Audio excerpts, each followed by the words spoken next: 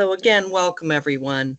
Let me introduce you here to our speaker this evening, who will be talking about the top 10 tech tips for parents and caregivers. Try and say that quickly. Top 10 tech tips for parents and caregivers, and her name is Janell Burley Hofmann.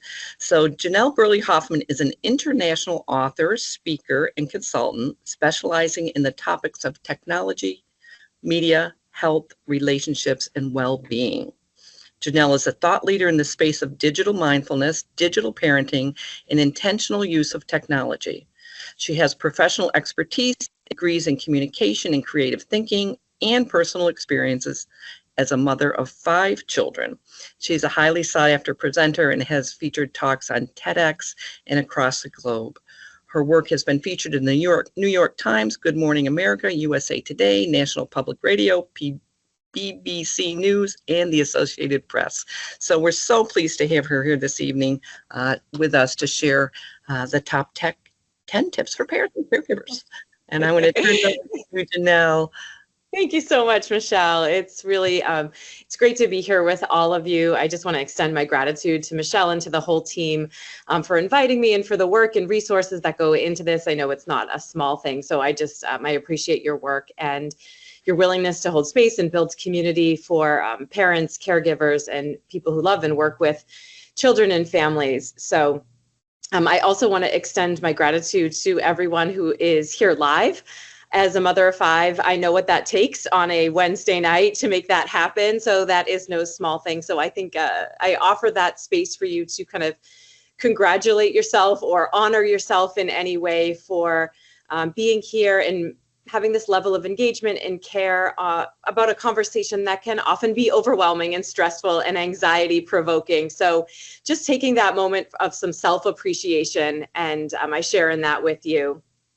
And I'll extend that again to anyone who watches the playback, because being able to deliver this information virtually to you, it democratizes accessibility. It helps us all to continue our education if this time and space live didn't work. So I love that about the virtual spaces and the way we can share and support and learn from each other. So the one trick about this conversation, right, and having an hour together is it's such an enormous conversation. And so my disclaimer is that we just simply won't get to every direction we could go to, right? There's like so many ages and stages here in the chat. I'm seeing some of you have babies and some of you have preschoolers and young children and adolescents and young adults and teenagers and all of that. And so this is a conversation that can be scaffolded. It's never too early and it's never too late. So I invite you to be thinking about your families in any way that works for you. And just taking a minute before we kind of click into the slides and start, and just kind of grounding yourself. So like I said, this can sometimes be an anxiety provoking conversation. So if you're sitting, maybe you just want to feel your feet on the floor. Maybe you want to check in, maybe your shoulders are up by your ears because you're coming in from work, or you've just helped with homework or carpooled or finished up your last round of emails for the day, and just kind of assessing like how you're feeling, what you're bringing into the room, what's going on for you, and really maybe just taking a few rounds of deep breath just to bring yourself into the space. What I won't be doing is telling you all the things you're doing wrong, right? I want you to feel good. I want you to feel empowered. I come from a strengths-based approach, and I really take the tech conversation through that relational lens, really focusing on the relationship and what we're already doing well, and then how do we build on that. And so I just invite you to kind of just be present with yourself, present in the moment and present in the room, and kind of assessing that past thinking, what should I have done before when my kid first got their device, or that future thinking of what will technology be by the time my 1-year-old turns 13, right? It evokes a lot of anxiety. So just being here tonight in this moment is really important. So with that, Michelle's going to be my human clicker here, and she's going to move us into the first slide here. It was interesting, everybody. We couldn't both be moving the presentation along. So, okay, great. So we are going to talk about 10 tips, but I've really maybe under every tip put maybe a whole bunch more tips, because I believe so much in context, and I believe so much in building a strong foundation around these conversations. So as we move through, yes, there's 10, but you can feel that there's way more than just going into kind of a recipe, that if I do these 10 things that Janell says tonight, I'll be guaranteed that my kids will never overuse their technology or make mistakes on technology, or I'll never be confused as a parent. I wish it was that simple.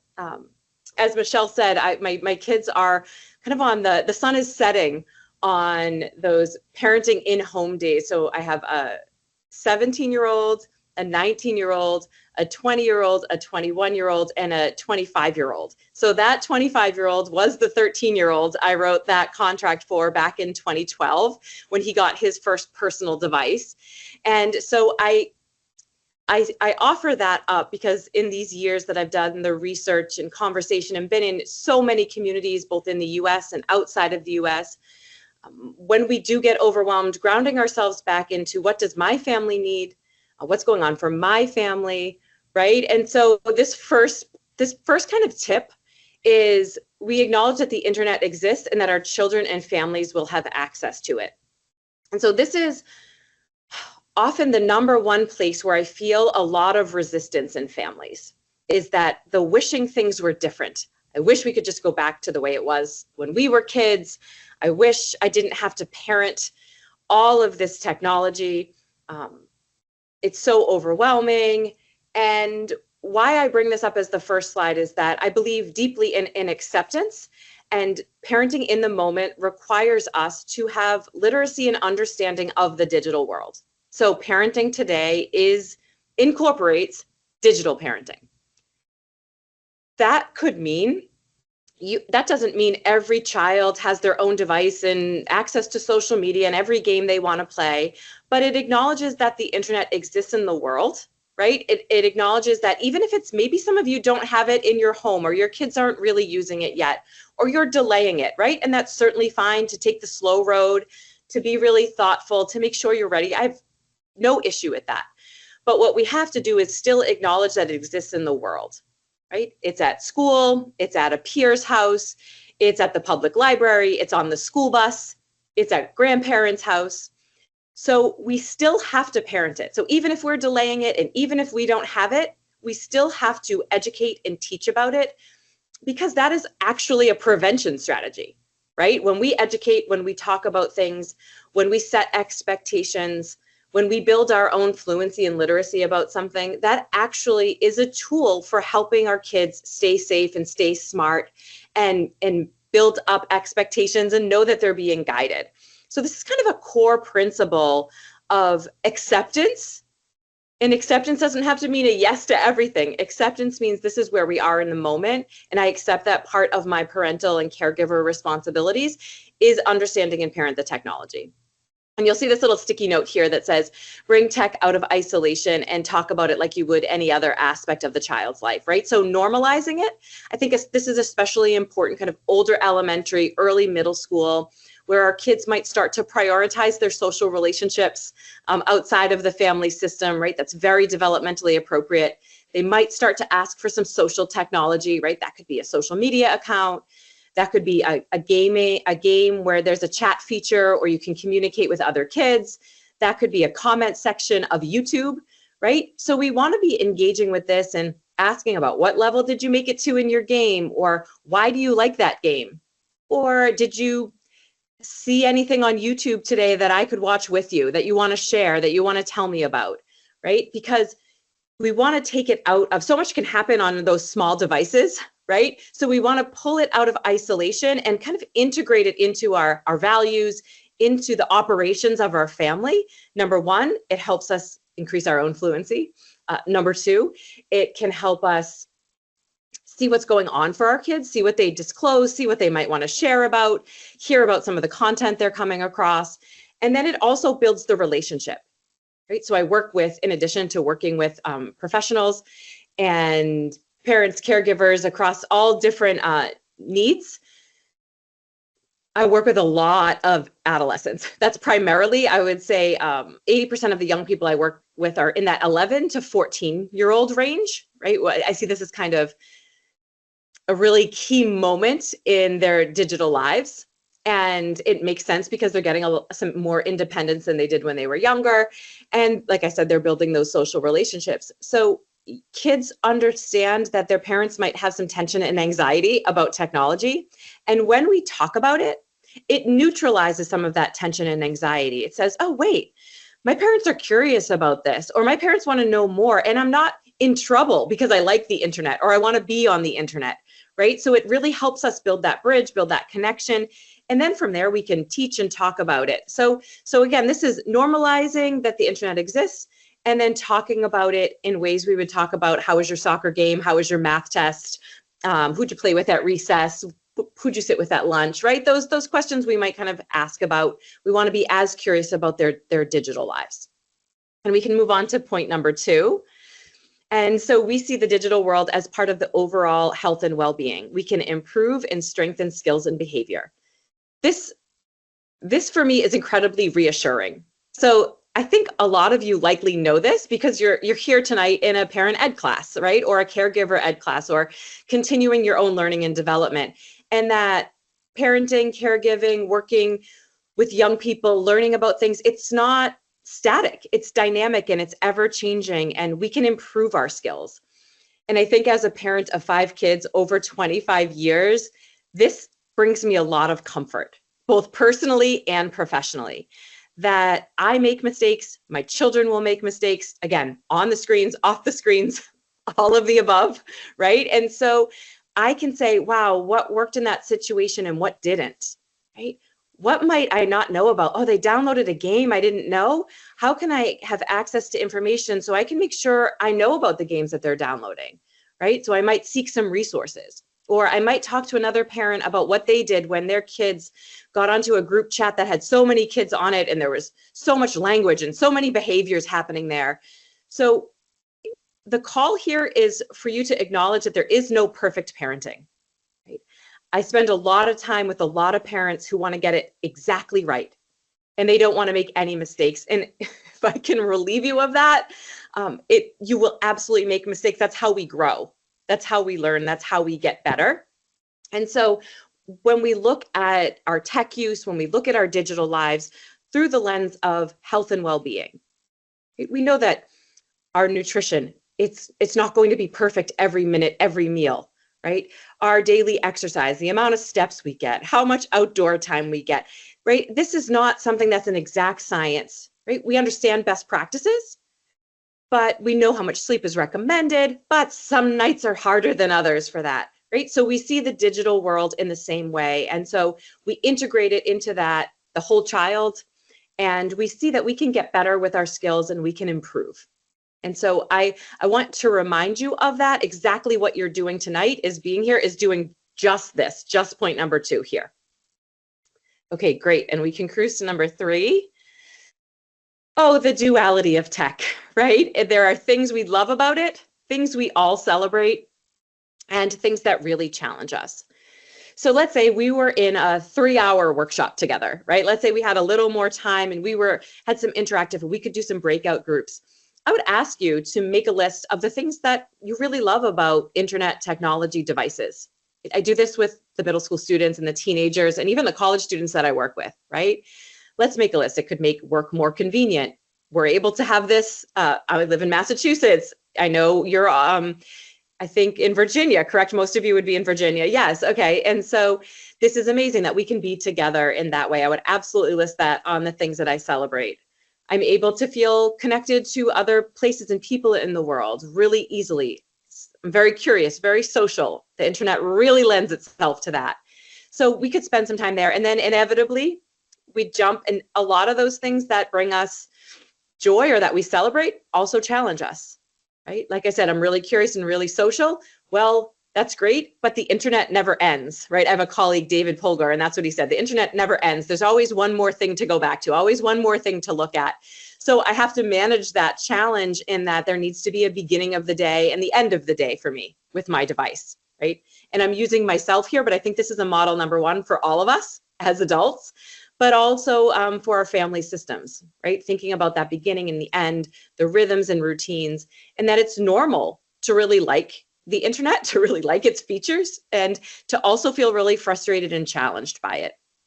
So I think that's very important to note that almost everything we talk about here has that duality to it. And I think this is also another great way for those developing minds, those adolescent minds, to be able to look at it this way too. I think they are building those critical thinking skills. And so this is a great exercise also to bring to your adolescents, to bring to your kids, and maybe even as a family discussion topic, like what do you love and what do you think is annoying or what's a problem? And I love that young people are always so willing to share their knowledge. They're so willing, especially on this topic. Almost every group I leave, there are hands still in the air when the time has expired, because they're like, Janell, I just want to tell you one more thing. Oh, I have another example to give you, right? So letting them share their perspective and their point of view and kind of bring on like, wow, yeah, that is a challenge. What do you think are some solutions for that, right? That's another great question to add to this and to hear what they're thinking about and how they're managing. And here I also have a little note that we don't address in our talk tonight, but it is important, right? That the social media companies, the websites and things, these are businesses, and there is a whole component of this that is the attention economy, that there is money being made keeping our kids and us on devices and in accounts. And so law and policy and best practices are often slower to follow the behavior. So often it's not until that problem presents that we recognize that there's policy advocacy and some corrections that need to be made. So it's not that I don't want to talk about these things, but this is actually like a whole talk in and of itself of why do we keep staying on our devices? And I leave this here on the slide because I think it goes really well with this slide for building media criticism. A great skill for our adolescents to develop is, because what I see often is young kids, they want to say, go to bed and turn off YouTube or stop watching Netflix or whatever it is that they're interfacing with. But they're feeling like something's wrong with them because they don't have the willpower to get off of it, right? And so they kind of internalize, or they sometimes feel a little bit of shame or secrecy of like, something's going on for me. I'm tired. I want to go to bed, but I don't know. I'll just watch one more episode, right?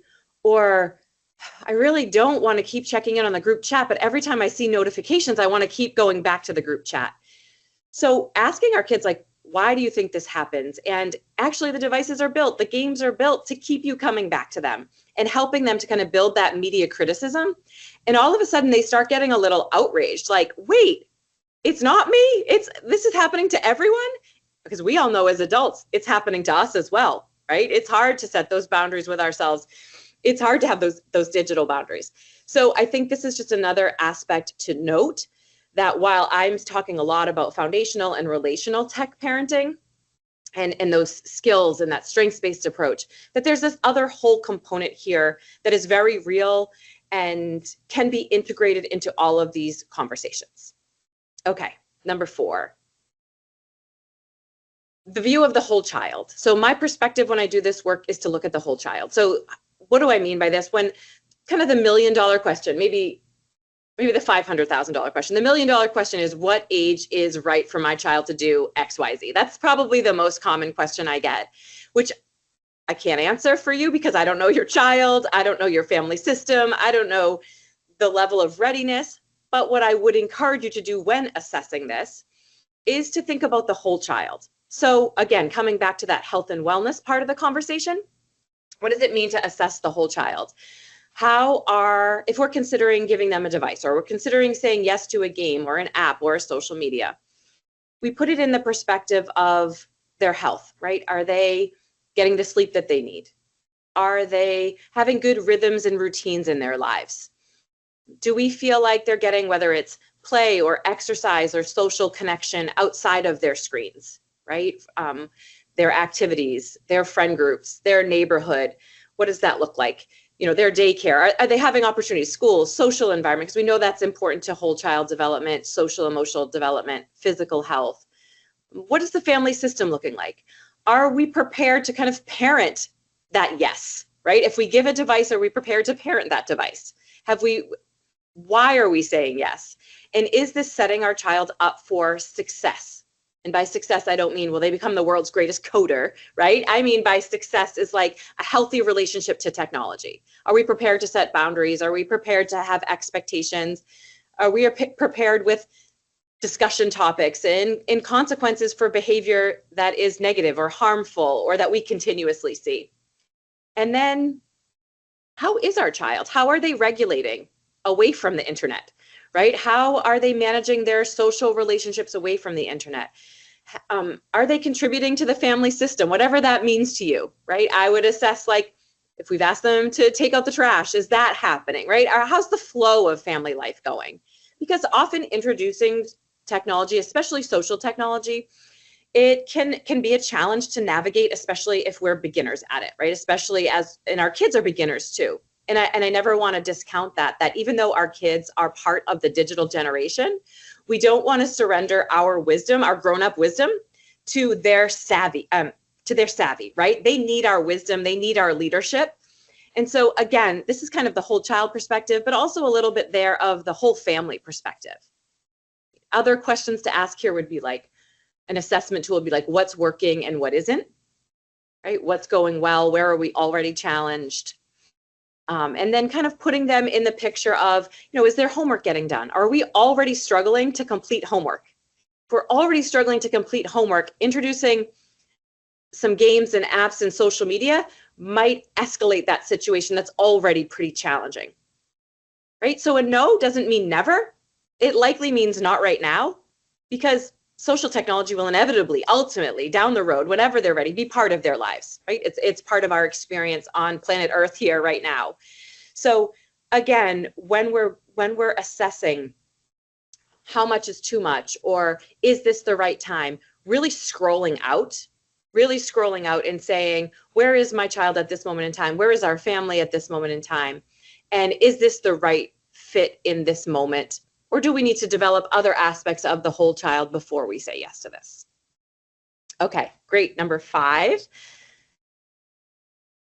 So just before I do that, I'm going to remind people about the chat box. And one of the things you could put in the chat box, actually, a lot of what Janell has already been talking about, what are some of the challenges and what are some of the benefits that you're seeing in your family with your children or in the children that you work with? So challenges and benefits. I love this idea of the whole child, and I know you had this statement that kind of caught my attention one time. Digital parenting is not technical, it's relational. So it might even be slide 5, Michelle. That might even be it is, because I can see I can see ahead. It's the next one, so I'm setting you up for it. And go ahead and put some stuff in the chat box. Yeah, absolutely. I'll just reiterate and amplify that. Feel free to use the chat to really use that workshop mode, like what's working, what's going well, what do you feel okay about, and where is that challenge? And I think, because I believe in both types of learning. I believe in vertical learning, which is like, hey, I'm here tonight as a guest to share some information with you. But I also believe in horizontal learning, which is we have a lot of experts in the room, right? We saw when Michelle had asked the ages of your kids, we had some people on the really early childhood end, and then we had some people in the late teens and early 20s and everywhere in between. And so I think that can bring a lot of wisdom to the group. So I absolutely encourage you to share that wisdom, share your experience in the chat, because that horizontal learning is as valuable as anything that I'm sharing with you tonight. So please use that chat. And this is really kind of this final foundation of my perspective and my beliefs and what I like families to think about when they start moving into some specifics around digital parenting. And so that it's relational more than technical. So you don't have to work for a social media company as a parent caregiver. You don't have to study the brain. You don't have to be an expert in anything that has to do with this. But I encourage you to really focus on the relationship. And times when I was overwhelmed as a parent, times when I wasn't sure what to do next, times when I was frustrated by a decision my child made, a mistake that my child made, I really remembered, wait a second, it's very easy for me to blame the internet, right? That would be a quick thing. Oh, it's this iPad's fault, right? Or it's this website's fault. But I thought, this is an incredible opportunity for us to learn. And I know how to parent what's something common? Like somebody seeking something they're not supposed to do. Oh, I know what to do in life away from the screens. And how do I apply that to life on the screens? Right? How do I take that developed skill already and apply it to my digital parenting? Right? So asking questions, being curious, making time and space to learn the technology together, not villainizing the tech. This is one area, and I know it because our culture wants to do it so bad, is to say, all technology is bad and kids will tell me, my parents say it will rot my brain or it will make me not be able to talk to other people. And while of course we want to develop all those incredible other parts of childhood and adolescence, I just want you to know that I have met thousands and thousands and thousands of incredible teenagers and young adults having an incredible impact on their personal lives, on their communities, looking up to what's next, so excited about the future, able to have jobs, able to hold leadership positions, able to interact. So I want to reassure you that it is okay to be apprehensive and nervous and scared, but really trusting in that focal point of the relationship building, the skill building, that health and well-being. It really serves our children, and it really works in building what I call like a tech healthy life. Okay, good. Slide 6.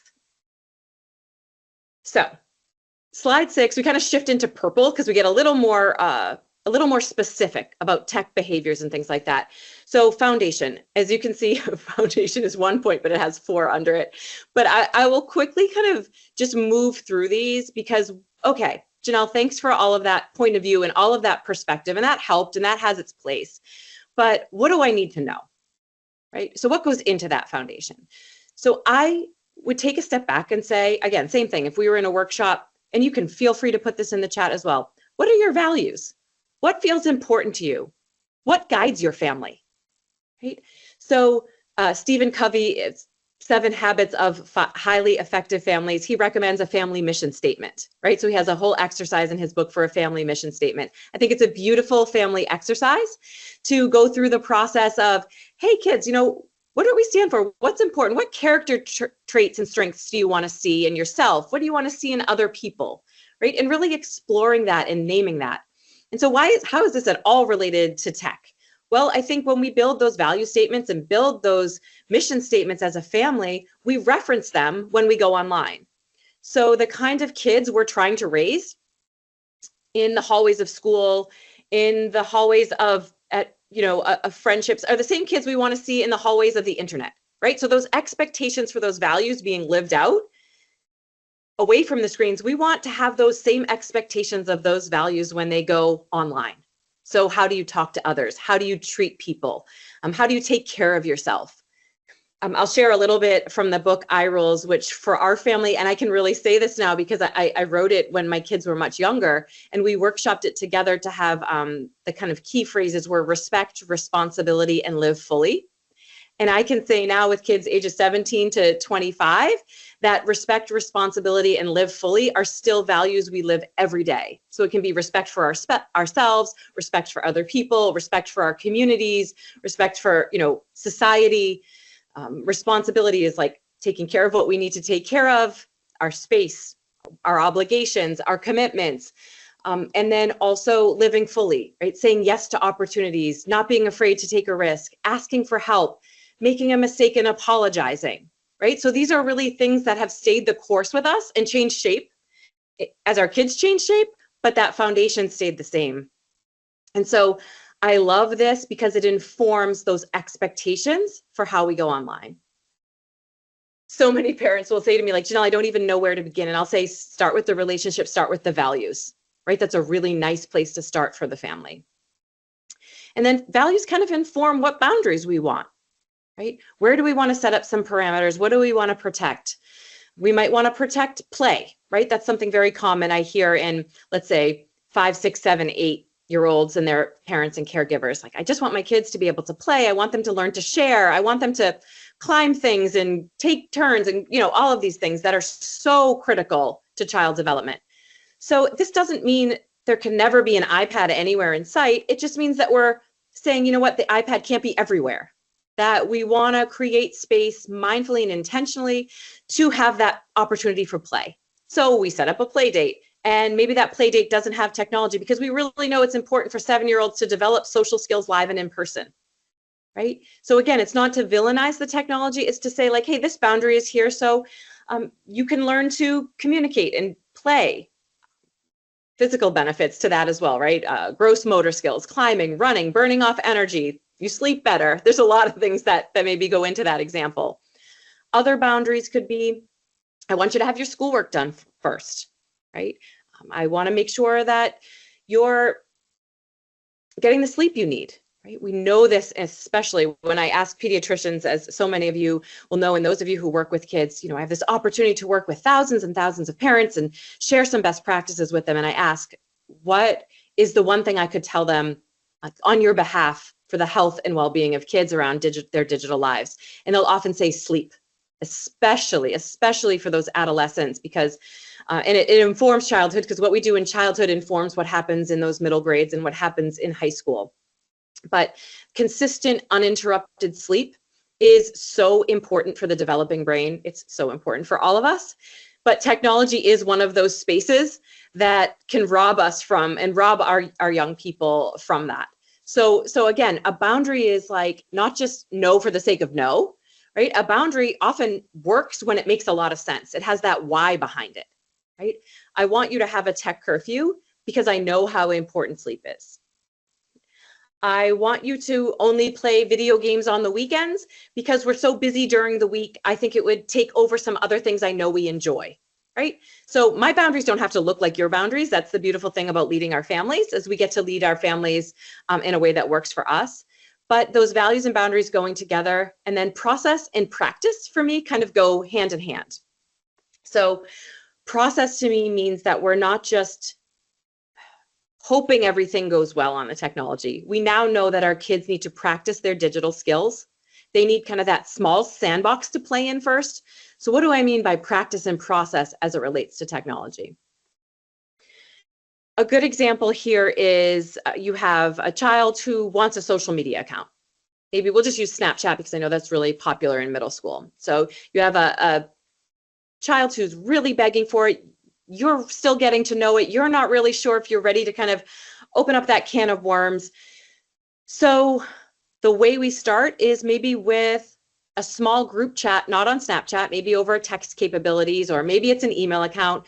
We want to go a little slow and give our kids a chance to practice socializing in a smaller sandbox with maybe a few peers where we know their parents, or we know their grandparents, or we can kind of help support each other, right? So it's 3 or 4 friends, and see how that goes. Likely beginner text users are just sharing emojis back and forth, right? They're kind of practicing out those skills.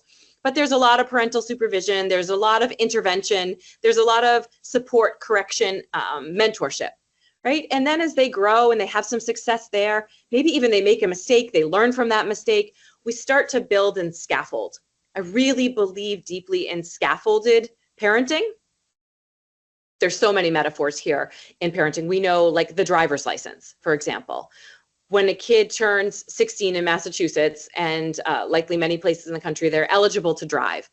But there are so many steps before they're independently able to take that car, right? There's driver's ed, there's driving hours, there's observation hours, there's an exam they have to pass. There's a lot that goes into before they just drive, right? So they need practice, they need to learn those skills, they need support, they need mentorship, and I think the digital world is the exact same way.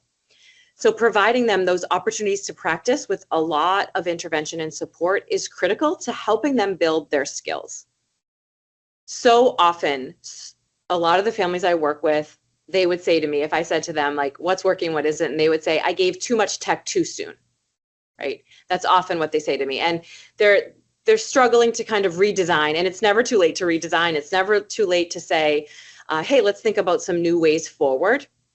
But I think for families who maybe aren't there yet and you're still able to do some prevention here, I think process is a really great strategy for prevention. And again, not perfection, prevention, right? So we want to reduce the harm as much as possible, and giving kids opportunities to build those skills is critical in that development. And then taking these three things together, right? The values, the boundaries, the process, and building a working tech agreement. So I call it iRules because that's what I called it when I built that for my first child. And then I shared it out with families, subsequently built it for all of my other kids, and really helped families build tech agreements that work for them. And it doesn't have to be, my original one had just about everything a parent could ever worry about in it because I was a newbie and I really wanted to kind of express all of my ideas there. But I think some families start with like 3 points, right? What's in our iRules? And they can be informed by process. They're informed by our boundaries and they're informed by our values. And in building iRules, I think engaging our kids in this is so critical in getting that buy-in, in getting that full family system engagement. And so I would also make this, what do you think are fair rules? What do you think is appropriate? What would you like to see? Really turning it over to them, having a little family workshop, again, bonding, building trust, hearing from their perspective and point of view, and also kind of self-assessing. And I mean, not in the business of parent shaming at all, but often modeling comes up when we're talking about these things too. And so when I work with middle schoolers, I do this little warm-up exercise where I ask them hand up or stand up, and I say a prompt, and if it's true for them, they can stand up, and we're kind of just getting everything out in the open, all that big energy, because they're often so excited to talk about this. And so I'll say hand up or stand up if your grown-ups at home use their technology too much. And they like stand up and jump up and hands are going up like, oh, somebody recognizes that my parents, and then someone will be like, they're hypocrites, or, you know, they tell me to put my device away, but they never put their device away. So they're super aware that maybe some of these iRules need to apply to us too. So I share that as an offering, not to make you feel bad, but I share that as an offering to say, maybe something you take away from our time together tonight is your own tech use, right? Putting yourself through the lens of that whole person lens, right? What's working and what isn't for you? Because I certainly know, especially in a post-COVID world where a lot of things kind of collapsed onto each other, home became work, work became home became school, school became home. We didn't mean for that to happen, but it did happen. And sometimes we're still undoing that, right? We can work from everywhere, which is great until it's not. And if everything is urgent, then nothing is urgent. And how do we begin and end our days? So I think there's some reflection to be had there for all of us, for our own health and well-being, and for our own care. So I offer that up as you're thinking about building some family iRules. And then finally, why I love iRules is because it becomes a touch point for the family. It becomes a reference point. We can look back and say, you know, over the summer, our iRules looked like this, and geez, I think our kids are using the screens a little bit more. Bedtime's really gotten pushed up, or we used to ask the kids to put the devices in a central location, and I don't think that's happening anymore, right? It becomes this reference point of where did we want to be and where are we now, and how do we adapt in that way?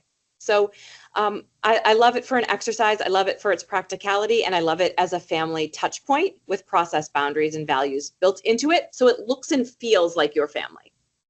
Kind of brings it to life. Okay, number 7.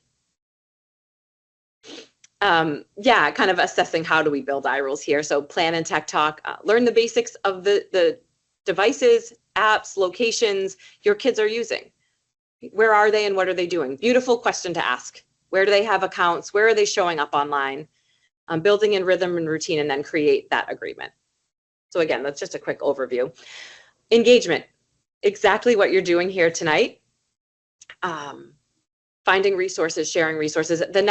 I just want to say that the next slide will have some specific resources that I recommend, but I will also send Michelle. Michelle, my guess is you have a list of registrants, right? Or you have a hub for resources. Yes, we do. I can send it to everyone who's here. Awesome.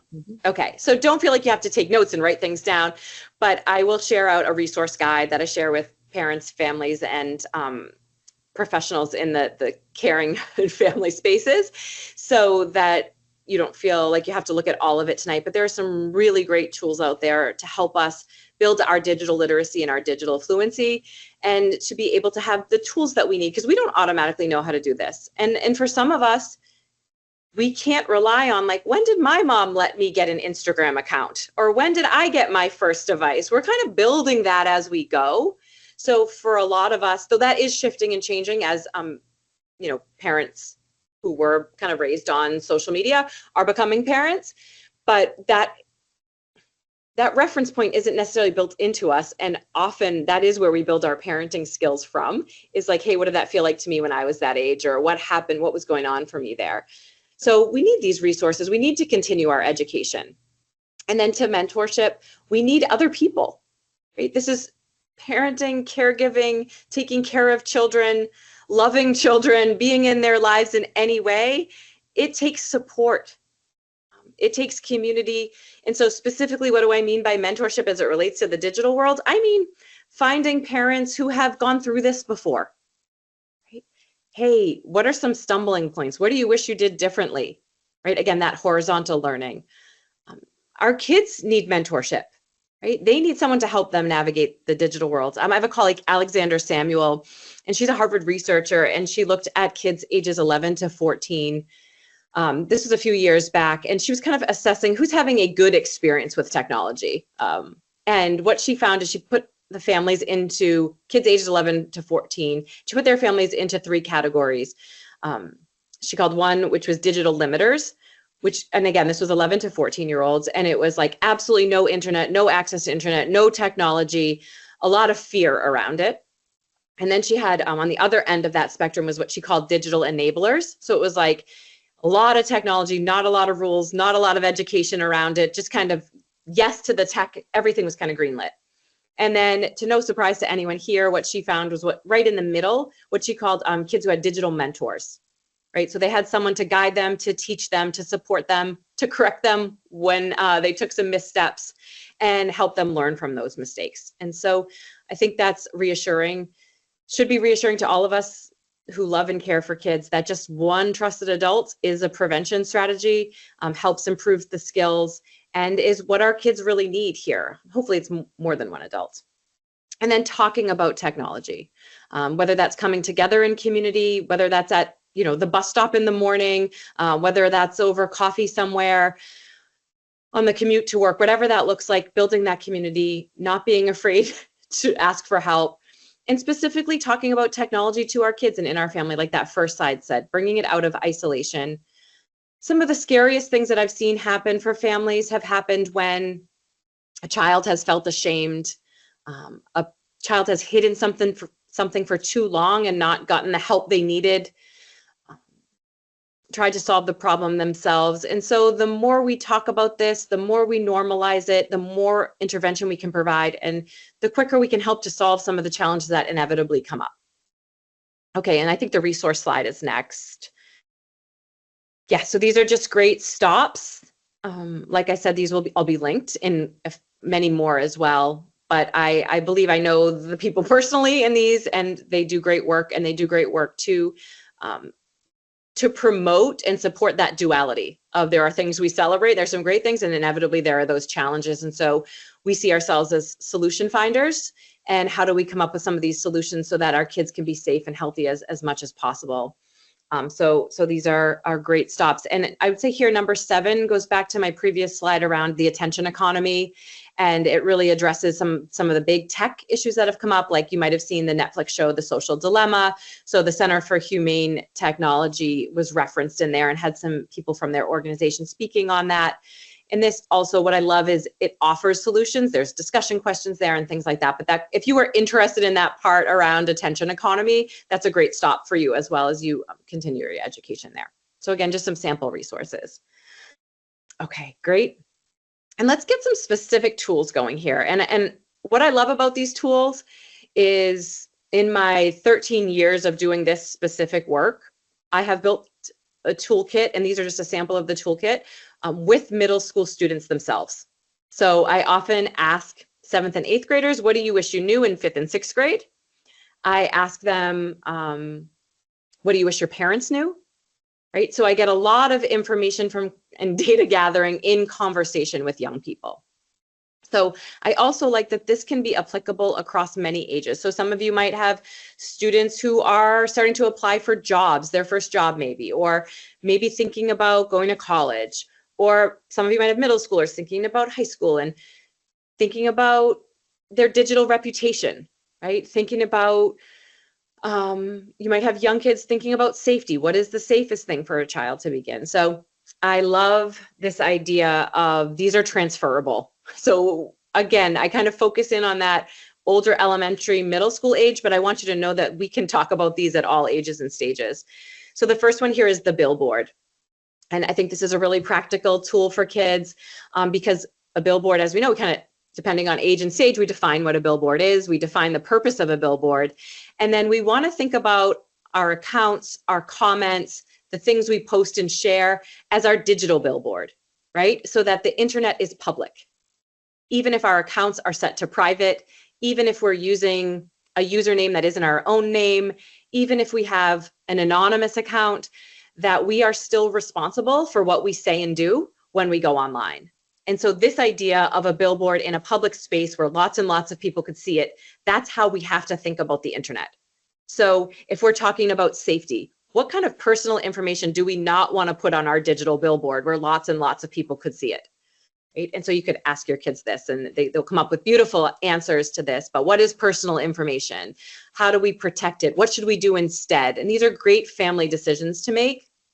And then as that child gets a little older and uses some social technology, what pictures do you want of yourself up there, right? What comments do you want to leave? How do you want to treat other people?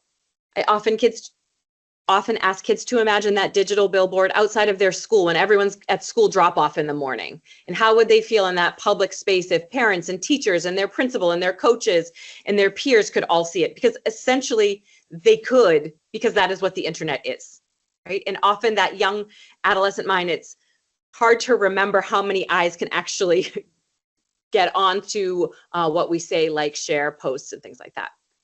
So that billboard is a really nice example and exercise.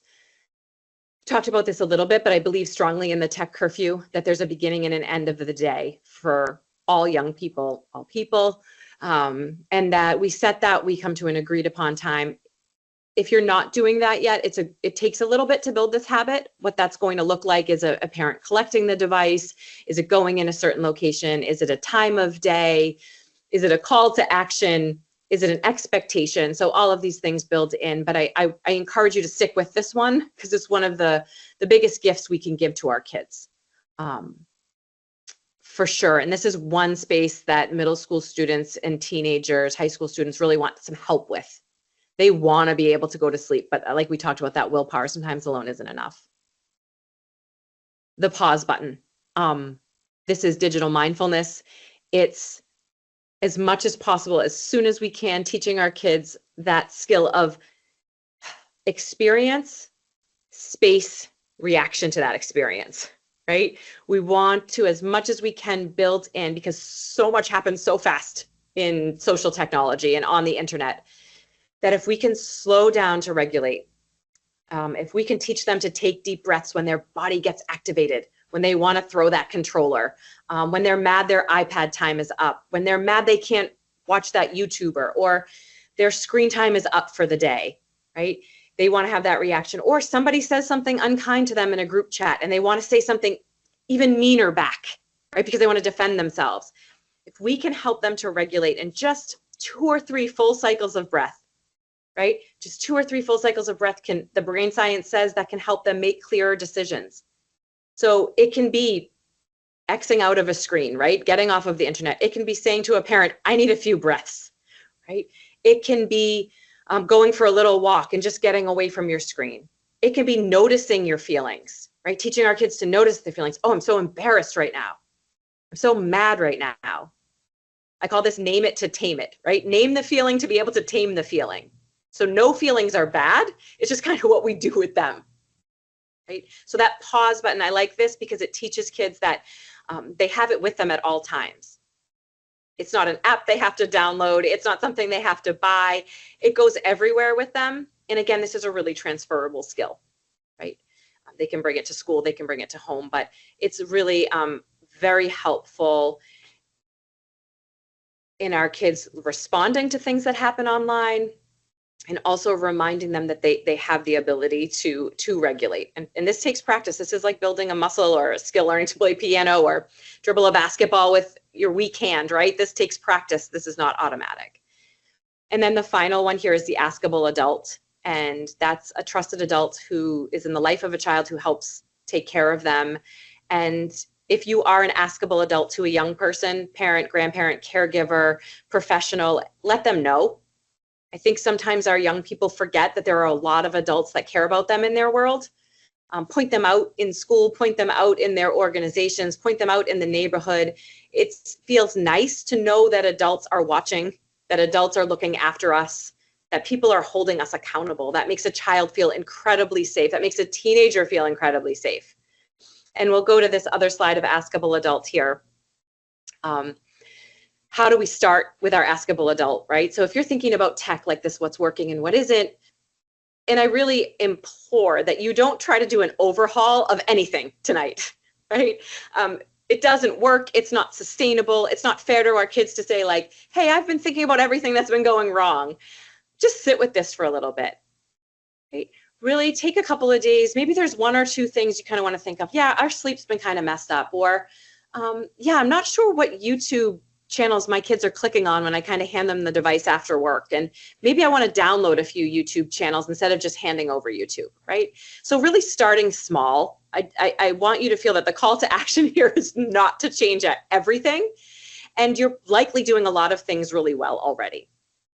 But if you are thinking about, where do I start with some of this askable adult stuff, or where do I start to make some of these changes? And I think a great gateway point is I care enough about you to have this conversation. Right? That's a great starting point. It's very hard for someone to be defensive when you come with this intention. Show me, tell me, teach me. Get parallel with your kids. Learn about their digital world. See the games that they're playing. Try it. Be bad at it. Let them kind of laugh and be like, oh, you have no idea how to play this. Engage with them around that. Let them be the expert of whatever it is they're using or watching. Even if I don't like it, I can handle it, and you are not alone.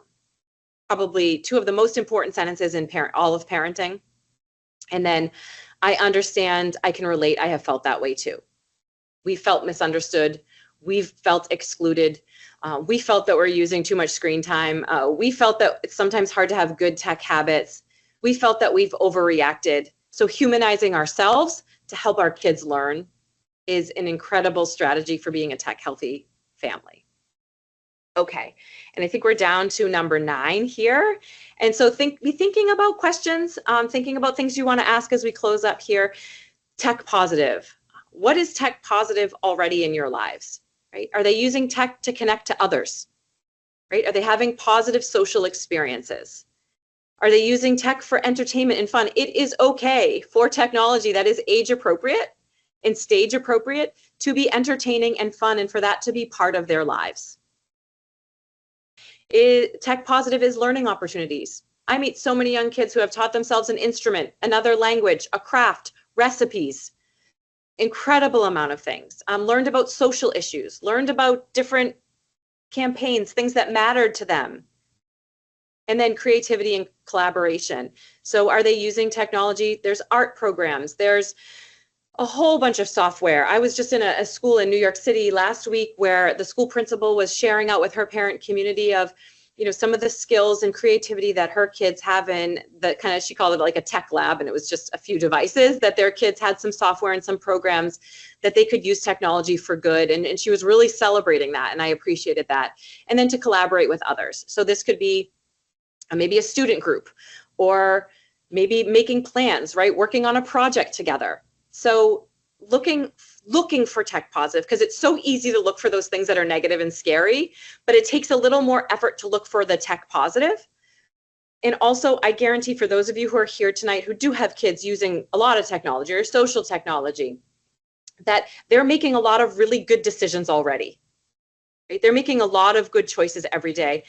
The behaviors you want to see more of, praise and reward, right? Notice those things, because our young people, they really do want to make us happy. They really do love and respect us. You should hear You should hear the beautiful things young people say about their adults. And so when we can praise them, when we can notice the good, it encourages them to continue with that behavior. And then we'll go to our final one here. And just this, I know this likely comes up, how do we assess screen time? And I'll share this in some of the resources as well. And what is it? And does it value align? So the whole philosophy here is that not all screen time is created equal, right? It's kind of, I have a colleague, and she's from Australia, but she calls it digital nutrition, right? And so what's the quality of the screen time? And does it value align? Like going back to those early slides, does it value align?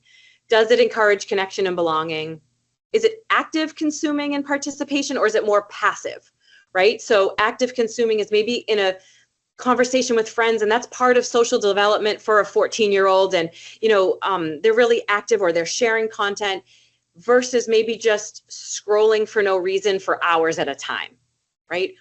We want to be discerning in how we assess screen time. And then again, just like the slide before this, does it encourage creativity, curiosity, conversation? Again, that whole child. So we want to look at the screen time through kind of that big lens and that big scope as well. And so again, what if I need more help?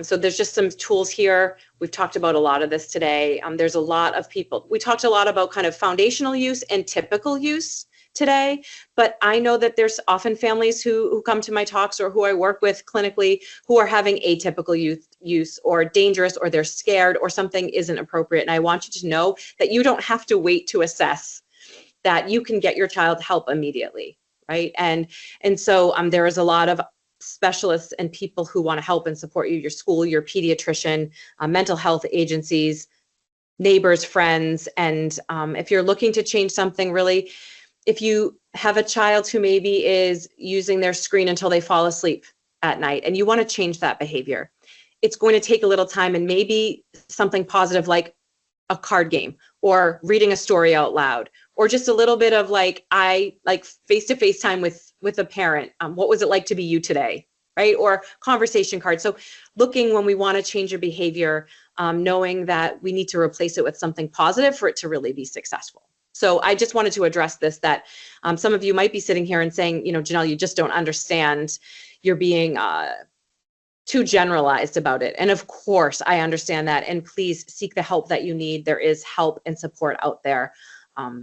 So you're not alone in that either. Okay. And I think we're at this point where I would love to know what you're thinking, wondering, feeling, your questions, how you're doing. That was a lot. It was, like I said, 10 tech tips, but meaty tech tips. So I'm aware of that. And if you just need a minute, take a minute. And I'd love to open it to community conversation when you feel ready.